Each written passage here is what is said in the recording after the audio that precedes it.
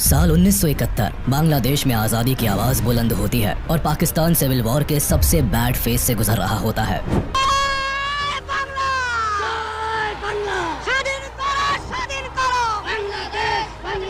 Pakistani army और Bangladeshi revolutionaries के बीच एक तरफ बड़ा घमासान जारी रहता है, वहीं दूसरी तरफ बांग्लादेश खुद को एक अलग देश घोषित कर चुका होता है। इसी बीच 3 दिसंबर 1971 को भारत के खिलाफ पाकिस्तान ऑपरेशन चंगेज खान लॉन्च कर देता है। पाकिस्तान एयरफोर्स इंडिया के कई एयरफील्ड्स पर बमबारी करना शुरू कर देती है और अब भारत भी इस जंग में शामिल हो जाता है और इसी के साथ शुरुआत होती है इंडिया पाकिस्तान वॉर ऑफ 1971 की। लेकिन भारत और पाकिस्तान के बीच ये वॉर होती ही क्यों है? पाकिस्तान के सिविल वॉर से भारत का क्या लेना देना होता है? और 1947 में पाकिस्तान का दामन थामने वाला ईस्ट पाकिस्तान आखिर क्यों आजादी की मांग पर उतर आता है? भारत का इस पूरे वॉर में क्या कंट्रीब्यूशन रहता है? कॉलोनियल टाइम से पहले इंडियन सबकॉन्टिनेंट में एक नहीं बल्कि कई किंगडम्स राज करते थे। ये सभी किंगडम्स अपने आप को एक अलग भाषा, ट्रेडिशन, कल्चर से आइडेंटिफाई करते थे और कुछ यही कहानी आज के वेस्ट बंगाल और बांग्लादेश की भी थी, जो उस टाइम में बंगाल के नाम से जाना जाता था। 13वीं सेंचुरी से ही इस एरिया पर ज्यादातर मुस्लिम रूलर्स का रूल चलता था, लेकिन धर्म से ज्यादा यहाँ के लोग खुद को बंगाली भाषा, कल्चर और ट्रेडिशन से इंटीग्रेटेड महसूस करते थे। अलग अलग धर्म से होने के बाद भी यहाँ कम्युनिटीज में यूनिटी एग्जिस्ट करती थी। 1757 में बंगाल में ब्रिटिश राज आने के बाद कम्युनिटीज के बीच धर्म की खाई गहरी होती जाती है, लेकिन एक चीज जो हमेशा कॉमन रहती है वो है बंगाली एथनिसिटी। 1947 में ब्रिटिश रूल के खत्म होते ही भारत को आजादी मिलती है, लेकिन ये आजादी भारत को 2 देशों में बांट देती है, भारत और पाकिस्तान। मुस्लिम मेजॉरिटी लोग पाकिस्तान को चुन लेते हैं, जबकि भारत खुद को लोकतांत्रिक देश घोषित करता है। धर्म के नाम पर हुए इस विभाजन से दोनों देशों की बाउंड्रीज तो तय हो जाती है, लेकिन एक ही कल्चर, ट्रेडिशन और लैंग्वेज को फॉलो करने वाले रीजन्स 2 अलग मुल्क का हिस्सा बन जाते हैं। जैसे आधा पंजाब पाकिस्तान को मिलता है और आधा भारत का हिस्सा बनता है। पार्टीशन की लकीरों से बंगाल भी छूता नहीं रहता है। स्टार्टिंग फेज में पूरा बंगाल रीजन पार्टीशन को स्ट्रांगली अपोज करता है, लेकिन जब विभाजन की मांग तेज होती है तो बंगाल का वेस्टर्न रीजन भारत में शामिल हो जाता है। वही Muslim majority East Bengal Pakistan का हाथ थाम लेता है। उनकी उम्मीद होती है कि इस्लाम की फाउंडेशन पर बने पाकिस्तान में उन्हें better social and economic status और फैसिलिटीज मिलेंगी। साथ ही पाकिस्तानी गवर्नमेंट उनके फंडामेंटल राइट्स को रिकॉग्नाइज करे और उन्हें उनका पूरा हक दे। पाकिस्तान के साथ भारत में रह रहे कुछ मुस्लिम्स की भी यही उम्मीद होती है। इसलिए जब बंटवारा होता है तो दोनों ही कम्युनिटीज में मास माइग्रेशन देखने को मिलता है। हिंदू पाकिस्तान से भारत आते हैं तो मुस्लिम भारत से पाकिस्तान चले जाते हैं। वेस्ट बंगाल और बिहार से भी कई बिहारी मुस्लिम्स ईस्ट बंगाल की तरफ माइग्रेट करते हैं और हिंदू लोग भारत आ जाते हैं। ये मास माइग्रेशन अपने साथ एक बहुत बुरा दौर लेकर आता है, जिसमें दंगे फसाद से बेकसूर लोग मारे जाते हैं। लॉ एंड ऑर्डर पूरी तरह से तहस नहस हो जाता है। 14 लाख लोग अपना घर छोड़ देते हैं और लाखों फैमिलीज को अपनी डेस्टिनेशन पर पहुँचने से पहले ही मौत के घाट उतार दिया जाता है। मरने वालों की संख्या 2 लाख से 20 लाख तक बताई जाती है।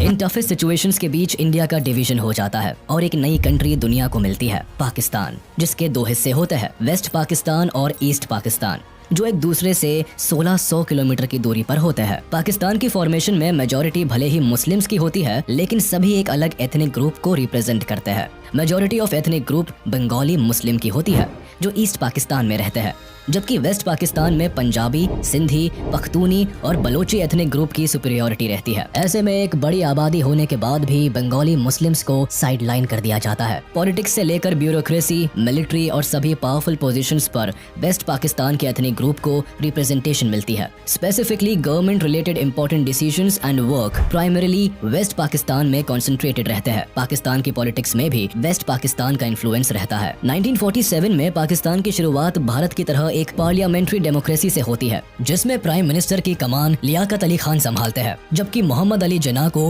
पहला गवर्नर जनरल बनाया जाता है। अपने पहले ही टर्म में लियाकत सरकार को ईस्ट पाकिस्तान और वेस्ट पाकिस्तान को इफेक्टिवली गवर्न करने में कई परेशानियों का सामना करना पड़ता है, जो आने वाली सरकार को भी महसूस होती है। मैक्सिमम पावर सेंट्रल गवर्नमेंट में एक ही पोजीशन पर कॉन्सेंट्रेटेड होती है, जिसकी वजह से पाकिस्तान में पॉलिटिकल इंस्टेबिलिटी भी आने वाले सालों में देखने को मिलती है और ईस्ट पाकिस्तान को रिप्रेजेंटेशन का सही मौका नहीं मिल पाता है। 21 मार्च 1948 को मोहम्मद अली जिन्ना एक नया रूल लेकर आते हैं और उर्दू को पाकिस्तान की ऑफिशियल लैंग्वेज डिक्लेयर कर देते हैं।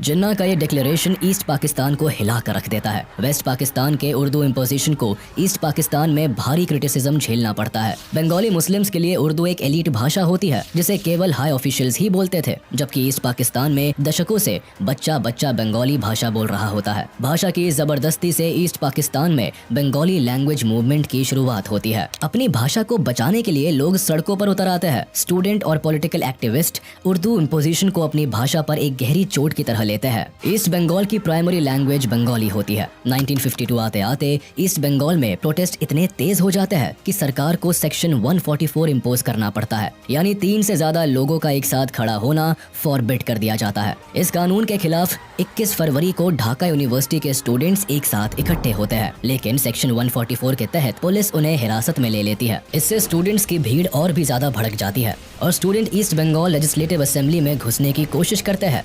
उन्हें रोकने के लिए पुलिस प्रदर्शनकारियों पर ओपन फायर करती है, जिसमें 5 लोगों की मौत हो जाती है। आगे चलकर ये दिन बांग्लादेश के इतिहास में अमर हो जाता है और आज भी इसी दिन को बांग्लादेश अपने लैंग्वेज मार्टर्स डे के तौर पर मनाता है। सरकार और बंगालियों का ये क्लैश इस कदर बढ़ जाता है कि 1956 में सरकार को बंगाली भाषा को ऑफिशियल स्टेटस और 1956 में स्टेट लैंग्वेज का दर्जा देना पड़ता है।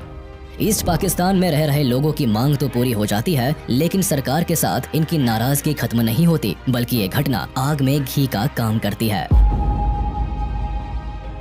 पाकिस्तान की फॉर्मेशन में मेजॉरिटी भले ही मुस्लिम्स की होती है, लेकिन सभी एक अलग एथनिक ग्रुप को रिप्रेजेंट करते हैं।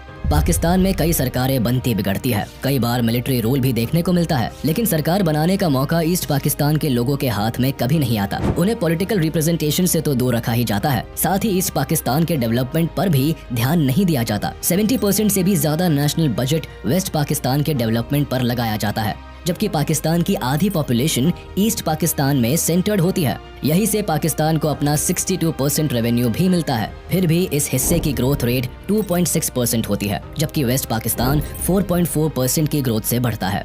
एक ही देश के दोनों हिस्सों में इस हद तक इकोनॉमिक डिस्क्रिमिनेशन होने से गवर्नमेंट और बंगाली लोगों के बीच की खाई गहरी होती चली जाती है। 1966 में मामला तब ज्यादा बिगड़ जाता है जब ईस्ट पाकिस्तान की अवामी लीग पार्टी सेंट्रल गवर्नमेंट के सामने इकोनॉमिक डेवलपमेंट को लेकर 6 पॉइंट की डिमांड उठाती है। पार्टी के लीडर शेख मुजीबुर रहमान इन डिमांड्स को पेश करते हैं, जिसमें साफ कहा जाता है कि ईस्ट पाकिस्तान को एक ग्रेटर ऑटोनॉमी बना दिया जाए। इसके रिसोर्सेज को यूज करने की पावर ईस्ट पाकिस्तान की सरकार के हाथ में दी जाए। यहाँ तक कि ईस्ट पाकिस्तान की अपनी एक अलग करेंसी हो, साथ ही वहाँ एक अलग रिजर्व बैंक स्टैब्लिश किया जाए। इसके अलावा ईस्ट पाकिस्तान को फॉरेन रिजर्व रखने की पावर भी दी जाए और इनके पास अपनी एक अलग डिफेंस फोर्स हो। अवामी लीग की ये डिमांड सत्ता में बैठी सरकार की जड़ें हिला देती है। इन पॉइंट से जाहिर होता है कि ईस्ट पाकिस्तान को इंडिपेंडेंट कंट्री बनाने की कोशिश की जा रही है। सरकार इन सभी पॉइंट्स को रिजेक्ट कर देती है और इन डिमांड्स को देश के खिलाफ बताती है। अवामी लीग भी इस फैसले से चुप नहीं बैठती और कंटिन्यूअस इस पर काम करती है। इसीलिए 1968 में सरकार अवामी लीग के लीडर शेख मुजीबुर रहमान और कई ऑफिशियल्स को देश के खिलाफ कॉन्स्पिरेसी रचने के इल्जाम में अरेस्ट कर लेती है।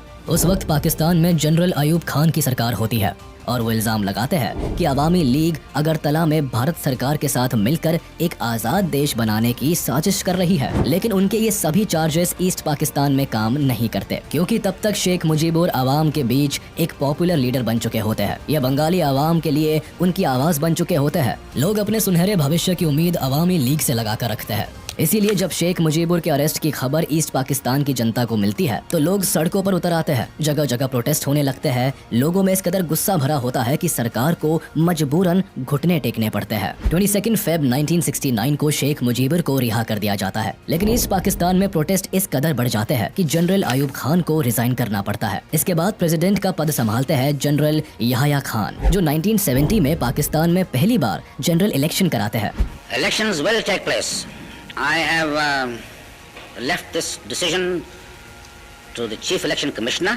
पाकिस्तानी गवर्नमेंट इस गुमान में होती है कि majority of seats West Pakistan की पॉलिटिकल पार्टीज के हाथ आएगी, लेकिन जब रिजल्ट आता है तो पाकिस्तानी सरकार की नींव हिल जाती है। अवामी लीग को जनरल इलेक्शंस में भारी मतों से जीत मिलती है। 313 में से 167 सीट्स अवामी लीग को मिलती है, लेकिन वो ये सभी सीट्स ईस्ट पाकिस्तान में हासिल करते हैं, जबकि वेस्ट पाकिस्तान में एक भी सीट पर अवामी लीग की जीत नहीं होती। कुछ यही हाल वेस्ट पाकिस्तान की पाकिस्तान पीपल पार्टी का भी होता है, जिसे वेस्ट पाकिस्तान में 86 सीट्स मिलती है और ईस्ट पाकिस्तान में 0। अवामी लीग को पाकिस्तान में सरकार बनाने का अधिकार तो मिल जाता है, लेकिन ये वेस्ट पाकिस्तान की पॉलिटिकल पार्टीज को जरा भी रास नहीं आता। इसीलिए याह्या खान और PPP leader Zulfikar Ali Bhutto military officials के साथ मिलकर नेशनल असेंबली को कैंसिल करने का प्लान बनाते हैं। 1 मार्च 1971 को प्लान के according Yahya Khan national assembly को कैंसिल कर देते हैं। ईस्ट पाकिस्तान की आवाम इस नाइंसाफी के खिलाफ आवाज उठाने से पीछे नहीं रहती। डेमोक्रेसी का ऐसा मजाक बनता देख लोग प्रोटेस्ट कर देते हैं। पहली बार ईस्ट पाकिस्तान में आजादी के नारे लगते हैं। सभी लोग साथ मिलकर एक नए देश की मांग करते हैं और बांग्लादेश नाम दुनिया के सामने आता है। अवामी लीग पार्टी भी अपनी आवाज बुलंद करती है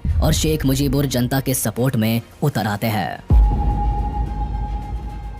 ईस्ट पाकिस्तान में आवाम पाकिस्तानी गवर्नमेंट के किसी भी ऑर्डर को मानना बंद कर देती है। प्रोटेस्टर्स यहाँ ऑर्गेनाइज्ड होकर एक इंडिपेंडेंट आर्मी को बनाते हैं जिसे मुक्ति बाहिनी नाम दिया जाता है। इस आर्मी का मकसद बांग्लादेश की आजादी होता है। इस सिचुएशन में पाकिस्तान गवर्नमेंट को जब ईस्ट पाकिस्तान अपने हाथ से निकलता हुआ नजर आता है तो पाकिस्तानी आर्मी के जरिए यहाँ रिवॉल्ट्स को दबाने की कोशिश होती है। मार्च 1971 को एयर फ्लाइट के जरिए वेस्ट पाकिस्तान से कई पाकिस्तानी सोल्जर्स को ढाका लाया जाता है जो मुक्ति बाहिनी के खिलाफ ऑपरेशन चलाते हैं। मुक्ति बाहिनी से निपटने के लिए वेस्ट पाकिस्तान एक east Pakistani central peace committee बनाती है जिसे शांति बाहिनी नाम दिया जाता है। लेकिन पीस स्टैब्लिश करने के बजाय ये कमेटी ईस्ट पाकिस्तान में लोगों पर अत्याचार करना शुरू कर देती है। लॉ एंड ऑर्डर की धज्जियां उड़ जाती है। बंगालीज वेस्ट पाकिस्तान से अपने सारे नाते तोड़ लेते हैं। पाकिस्तानी गवर्नमेंट को जब ईस्ट पाकिस्तान की आवाज दबाने का कोई रास्ता नजर नहीं आता तो सरकार एक ऐसी साजिश रचती है कि वॉर क्राइम्स की सारी हदें पार हो जाती है। ईस्ट पाकिस्तानी लीडर्स का कहना था कि वेस्ट पाकिस्तान उनके 6 पॉइंट मूवमेंट को मान ले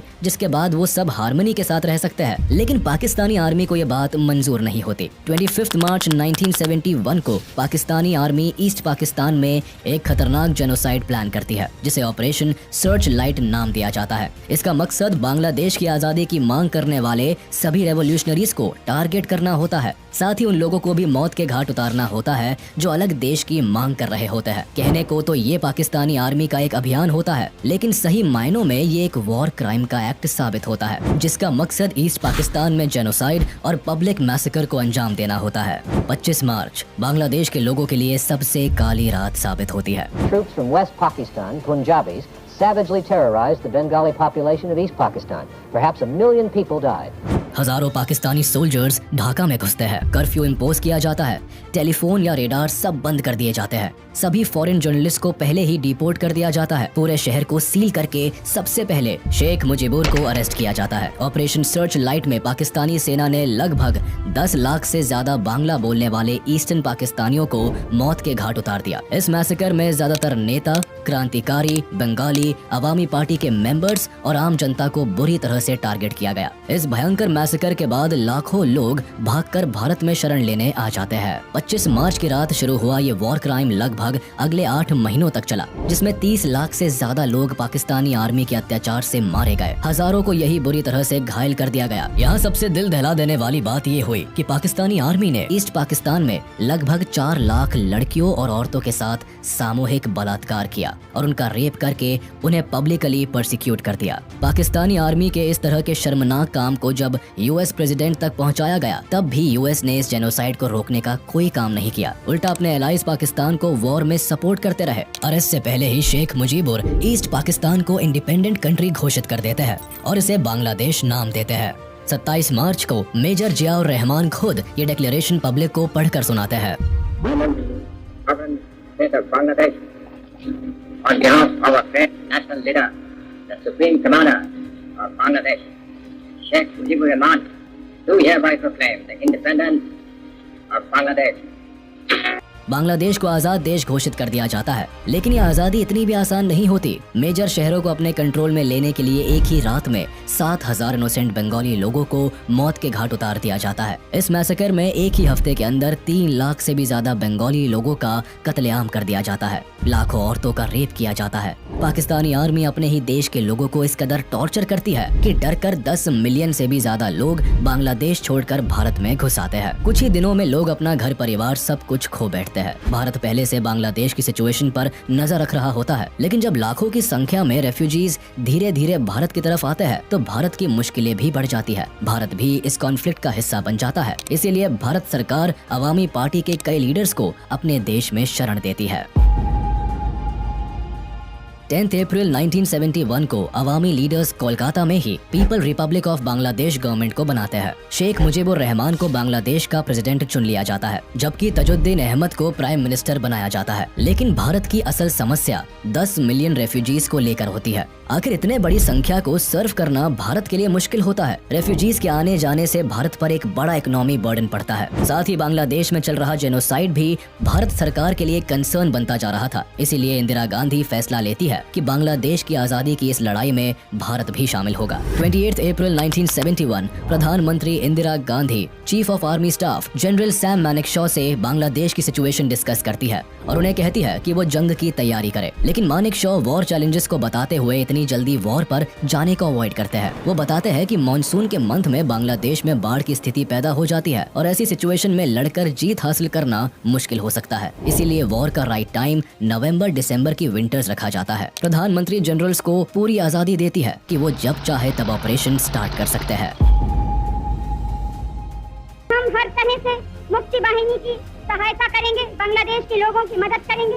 इंडियन आर्मी अपने काम की शुरुआत मुक्ति वाहिनी को ट्रेनिंग देने से शुरू करती है। सैम मानेकशॉ की लीडरशिप में इंडियन आर्मी मुक्ति वाहिनी को गोरिल्ला वॉरफेयर के लिए ट्रेन करती है। उन्हें हर एक टैक्टिक और स्ट्रेटेजी सिखाई जाती है जिससे वो पाकिस्तानी आर्मी पर भारी पड़ सके। साथ ही भारत की तरफ से वेपन्स की सप्लाई भी मुक्ति वाहिनी को दी जाती है। भारत अब तक इनडायरेक्टली ही इस युद्ध का हिस्सा होता है। रियलिटी में पाकिस्तान और भारत के बीच अब तक कोई क्लैश नहीं होता। 3 दिसंबर 1971 को सिचुएशन तब बदल जाती है जब पाकिस्तान ऑपरेशन चंगेज खान को लॉन्च कर देता है और ये उसकी सबसे बड़ी भूल साबित होती है। वो भारत के 11 एयरफील्ड्स को निशाना बनाता है। अमृतसर, आगरा, पठानकोट, जोधपुर, श्रीनगर, अंबाला जैसे 11 एयरफील्ड्स को टारगेट किया जाता है। रेडार स्टेशन को डिस्ट्रॉय करने की कोशिश की जाती है। पाकिस्तान की तरफ से जंग का बिगुल बज चुका होता है और उसी शाम इंदिरा गांधी भी रेडियो मैसेज देकर जनता को इसकी जानकारी देती है। कुछ ही घंटे पहले करीब 5:30 बजे शाम के 3 दिसंबर पाकिस्तान ने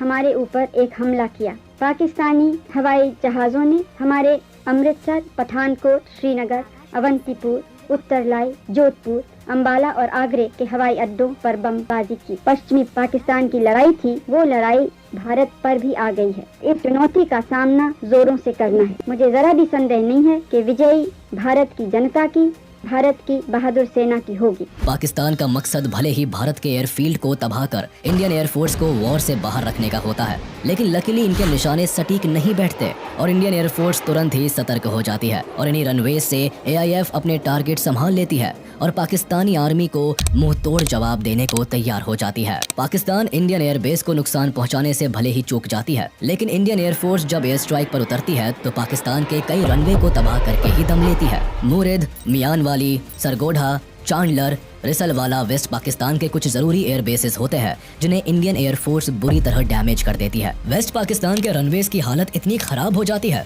कि कई दिनों तक वह वॉर के लिए कुछ एयर बेसेस को यूज नहीं कर पाते। कुछ यही हाल इंडियन आर्मी ईस्ट पाकिस्तान के एयर बेसेस का भी करती है, जहां 2 दिन के अंदर ही चिट्टागोंग, जेसोर और कुर्मितोला एयर बेसेस को तबाह कर देती है। 4 दिसंबर को इंडियन नेवी भी पाकिस्तानी नेवल आर्मी को मुंह तोड़ जवाब देने से बाज नहीं आती। इंडियन नेवी को जानकारी होती है कि कराची पोर्ट पाकिस्तान नेवी का सबसे बड़ा हेडक्वार्टर होता है। ये पोर्ट पाकिस्तान के मैरीटाइम ट्रेड के लिए भी सबसे इम्पोर्टेंट है। इसे नुकसान हुआ तो पाकिस्तान की इकोनॉमी क्रैश कर सकती है। इसीलिए इंडियन नेवी कराची हार्बर को अपना टारगेट बनाती है और इस ऑपरेशन को नाम देती है ऑपरेशन ट्राइडेंट। इस ऑपरेशन की कमान संभालते हैं navy chief admiral SM Nanda, जो कि इंदिरा गांधी से परमिशन लेने के बाद 25th स्क्वाड्रन कमांडर बबरू भान यादव को अटैक की जिम्मेदारी देते हैं। इनकी कमान में इंडियन नेवी का ग्रुप 460 किलोमीटर कराची के साउथ कोस्ट में चला जाता है और रात होने का इंतजार करता है, क्योंकि रात के अंधेरे में पाकिस्तानी एयरक्राफ्ट एयर बॉम्बिंग नहीं कर सकते थे। इंडियन नेवी का प्लान होता है कि वह अंधेरे का फायदा उठाकर पाकिस्तान की वॉरशिप्स को पूरी तरह तबाह कर दे। इसीलिए शाम होते होते इंडियन नेवी कराची पोर्ट के 330 किलोमीटर करीब चले जाते हैं।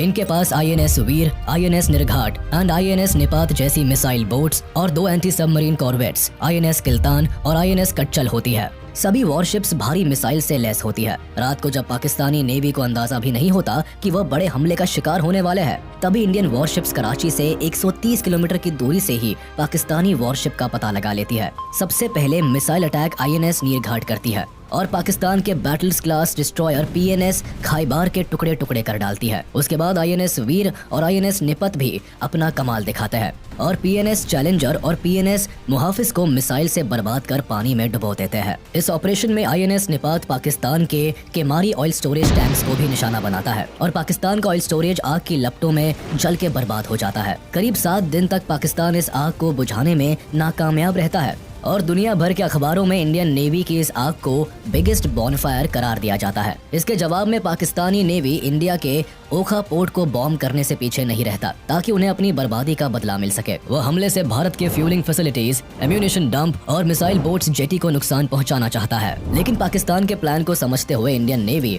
अपनी मिसाइल बोट्स को पहले ही ओखा पोर्ट से हटा देता है और यहाँ भी पाकिस्तान के हाथ केवल हार ही आती है। इंडियन नेवी का ये पहला ऑपरेशन होता है जिसमें एंटी मिसाइल्स का इस्तेमाल किया जाता है और आज के दिन इस दिवस को इंडियन नेवी डे के रूप में मनाया जाता है। इसके अलावा पाकिस्तानी नेवी को इस वॉर में सबसे ज्यादा डर INS विक्रांत का भी होता है। उन्हें ये जानकारी होती है कि INS विक्रांत जंग की तस्वीर पलट कर रख सकता है, क्योंकि INS विक्रांत शान से बे ऑफ बंगाल के रास्ते ईस्ट पाकिस्तान पर एयरफोर्स को कैरी किए हुए ऑलरेडी एक्टिव था। इसलिए पाकिस्तानी आर्मी इसे बर्बाद करने के लिए PNS गाजी को इस रूट में भेजती है। लेकिन मामला उल्टा पड़ जाता है। नेवल सबमरीन PNS गाजी कराची से बे ऑफ बंगाल की तरफ आती है, लेकिन इसके पहले वो अपने प्लान को एक्टिवेट कर पाता इंडियन नेवी की डिफेंस फोर्स को इस साजिश की खबर लग जाती है। भारत भी चौकन्ना हो जाता है। यहाँ PNS गाजी को चकमा देने के लिए विशाखापट्टनम पर INS राजपूत को एक्टिव कर दिया जाता है और ऐसा जताया जाता है कि विशाखापट्टनम पोर्ट पर INS विक्रांत खड़ा है। पाकिस्तानी नेवी को गुमराह करने के लिए INS विक्रांत के कॉल साइन का यूज किया जाता है। साथ ही INS राजपूत से भी सिग्नल्स भेजे जाते हैं। अपने मिशन को अंजाम देने के लिए PNS गाजी जैसे ही विशाखापट्टनम पोर्ट पर पहुंचता है तभी INS राजपूत 2 डेप्थ चार्जर्स से PNS गाजी सबमरीन पर हमला करता है। PNS गाजी इस पूरे मामले को समझता और रिट्रीट करता, तब तक INS राजपूत ने हमले शुरू कर दिए और इस तरह PNS गाजी पाकिस्तान के मंसूबों के साथ ही डूब जाता है। 4 दिसंबर की रात को पाकिस्तान राजस्थान के लोंगेवाला पोस्ट से भारत पर हमला करता है। उन्हें खुफिया जानकारी होती है कि यहाँ इंडियन सोल्जर्स की संख्या कम है। बस इसी का फायदा उठाकर वह भारत में दाखिल होने और रामगढ़ जैसलमेर होते हुए दिल्ली पहुँचने की साजिश रचता है। इस साजिश के तहत पाकिस्तान 2000 जवानों के साथ 59 टैंक्स और एक मोबाइल इन्फेंट्री ब्रिगेड को लेकर लोंगेवाला पोस्ट पर हमला कर देते हैं।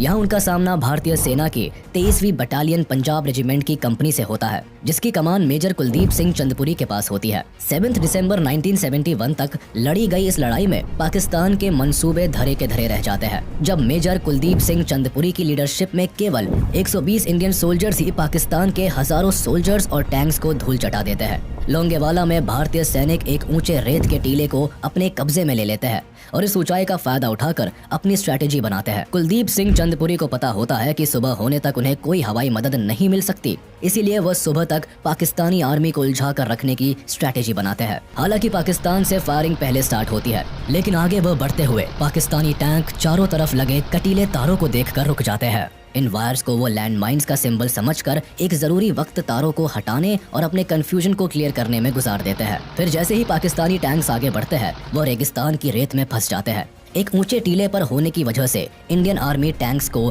डायरेक्ट हिट कर पाती है और पाकिस्तान अपने कई टैंक्स और व्हीकल्स गंवा देता है। जब तक पाकिस्तान भारत की चाल को समझ पाता तब तक सुबह हो जाती है और सूरज की पहली किरण के साथ ही इंडियन एयरफोर्स का सपोर्ट सोल्जर्स को मिलता है। इंडियन एयरफोर्स के HAL HF-24 Marut fighters and hawker Hunter aircraft इस लड़ाई में पाकिस्तान के हमलों का मुंह तोड़ जवाब देते हैं और लोंगेवाला में जीत का बिगुल बजा देते हैं। इस हार से पाकिस्तान को बहुत बड़ा झटका लगता है। वह अपने कई सैनिक और आर्म्ड व्हीकल खो देता है। लोंगेवाला का ये एयर ग्राउंड ऑपरेशन भारत का बड़ा सक्सेसफुल ऑपरेशन साबित होता है, लेकिन पाकिस्तान के लिए ये एक बहुत बड़ी हार बन जाती है।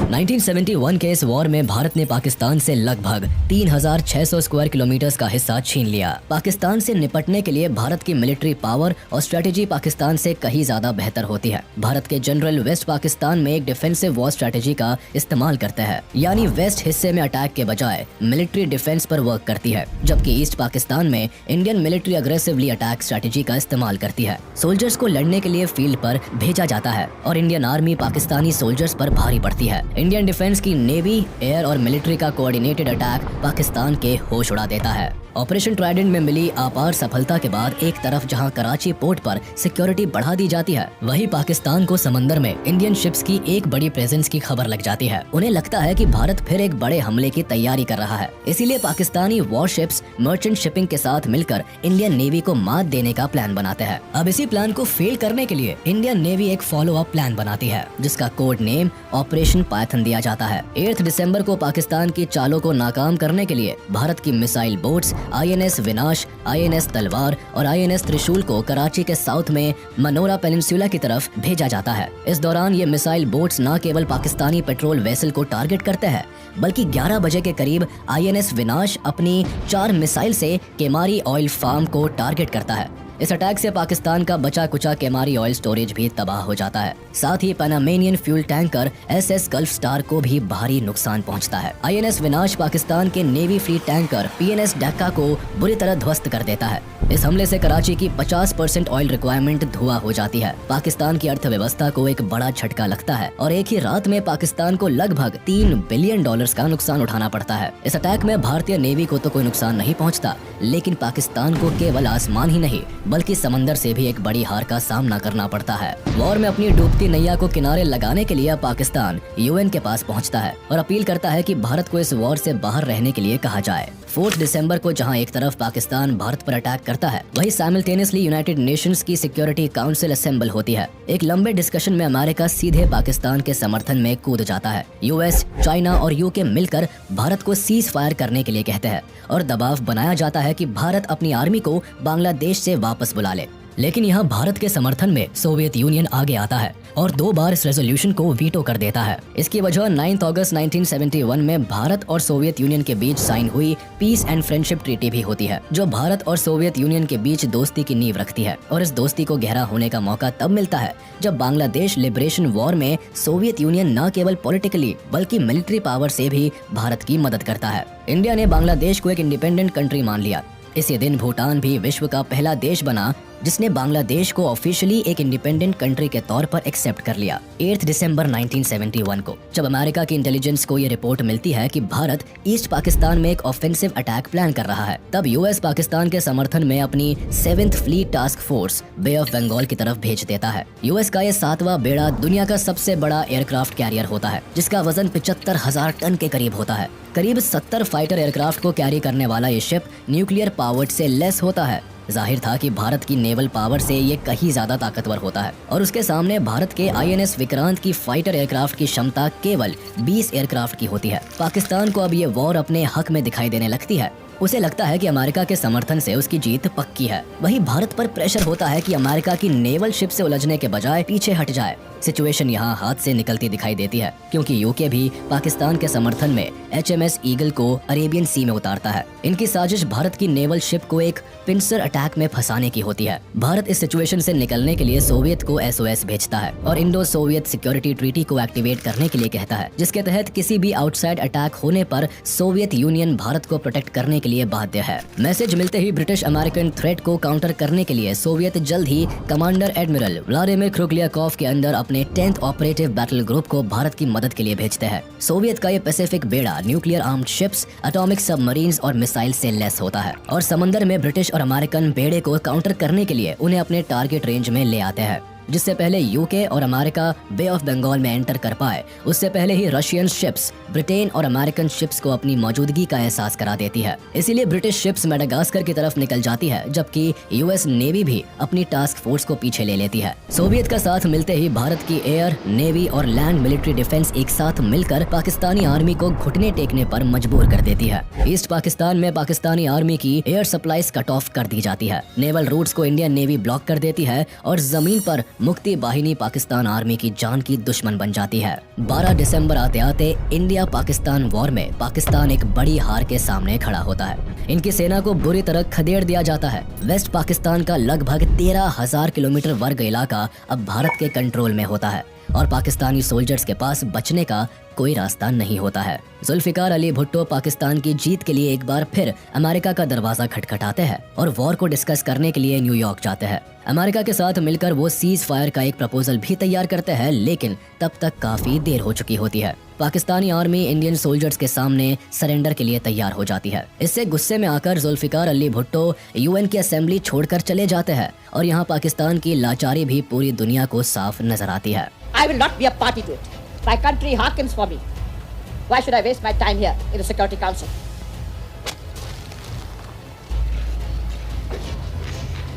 Major general JFR Jacob lieutenant general AAK Niazi के सामने इंस्ट्रूमेंट ऑफ सरेंडर का प्रपोजल रखते हैं, तो लेफ्टिनेंट जनरल AAK नियाजी इसे साइन करने से इनकार कर देते हैं। लेकिन मेजर जनरल जेकब उन्हें ये कहकर 30 मिनट का सोचने का समय देते हैं कि अगर इंस्ट्रूमेंट साइन नहीं हुआ तो पाकिस्तानी आर्मी के 1 लाख से भी ज्यादा सोल्जर्स की मौत के जिम्मेदार वो होंगे और मुक्ति वाहिनी को रोकने के लिए भारत आगे नहीं आएगा। 16 दिसंबर 1971 को ढाका में पाकिस्तानी आर्मी के 93,000 सोल्जर्स इंडियन आर्मी के सामने सरेंडर कर देते हैं। सभी अपनी बंदूक इंडियन आर्मी के सामने झुका देते हैं। वर्ल्ड वॉर 2 के बाद ये दुनिया का सबसे बड़ा सरेंडर होता है, जहां लगभग 1 लाख से ज्यादा सोल्जर्स इंडियन आर्मी के सामने सर झुकाए खड़े होते हैं। लेफ्टिनेंट जनरल AAK नियाजी बिना किसी रेजिस्टेंस के इंस्ट्रूमेंट ऑफ सरेंडर को साइन कर देते हैं। उनके चेहरे पर शर्म और लाचारी साफ झलकती दिखाई देती है और वो इस पूरी घटना के दौरान शर्म से अपना चेहरा झुका लेते हैं। पाकिस्तान की वॉर में हार के साथ ही वेस्ट पाकिस्तान में सरकार गिर जाती है।